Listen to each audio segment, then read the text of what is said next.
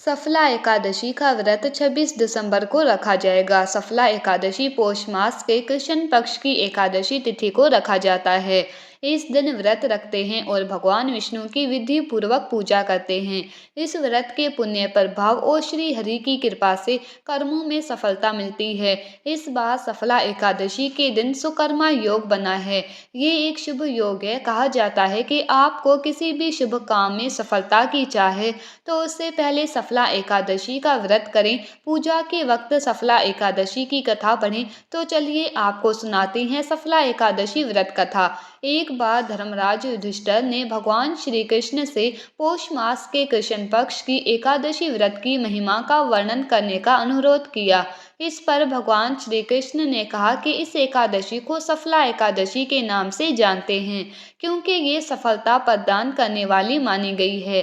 विष्णु कृपा से ये व्रत रखने वाले व्यक्ति के पाप मिटते हैं और उसे मोक्ष की प्राप्ति होती है। तो चलिए सुनाते हैं आपको ये पूरी कथा। चंपावती के राजा महेशमान के 4 पुत्र थे। उनका सबसे बड़ा बेटा लुम्पक दुराचारी लोभी कामी था।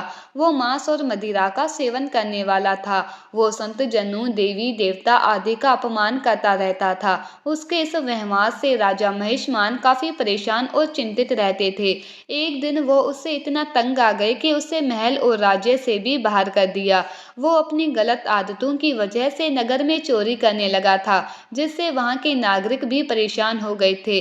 लुम्पक पास के ही एक जंगल में रहता था। वहां पर एक पीपल के पेड़ की पूजा नगरवासी करते थे।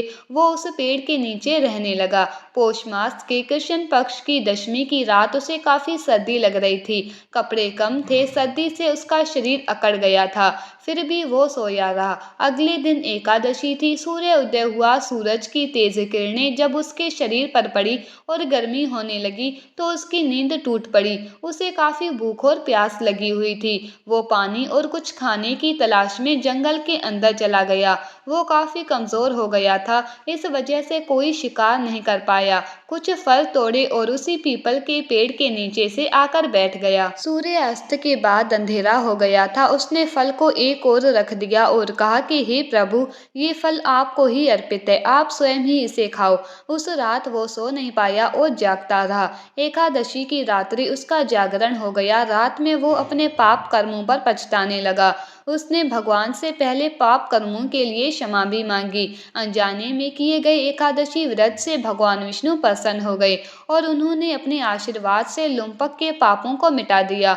उस वक्त आकाशवाणी हुई जिसमें उसे बताया गया कि विष्णु भगवान ने उसके पापों को नष्ट कर दिया है। तुम अपने पिता के पास राजमहल में जाओ और काम काज में उनकी मदद करो, राजा की गद्दी संभालो। ये सुनकर लुम्पक ने भगवान विष्णु के नाम का जयकारा लगाया। फिर खुश होकर मन से महल लौट गया।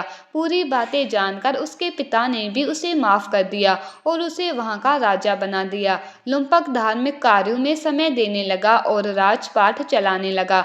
उसका विवाह हुआ और उसे संतान सुख प्राप्त हुआ। जीवन के अंत में उसे भगवान विष्णु की कृपा से मोक्ष की प्राप्ति हुई। जो व्यक्ति विधि विधान से सफला एकादशी का व्रत रखता है उसके पाप मिटते हैं और मोक्ष मिलता है, कार्य में सफलता प्राप्त होती है। फिलहाल इस वीडियो में इतना ही। उम्मीद है आपको ये कथा पसंद आई होगी। वीडियो को लाइक करें, शेयर करें और चैनल को सब्सक्राइब करना ना भूलें। धन्यवाद।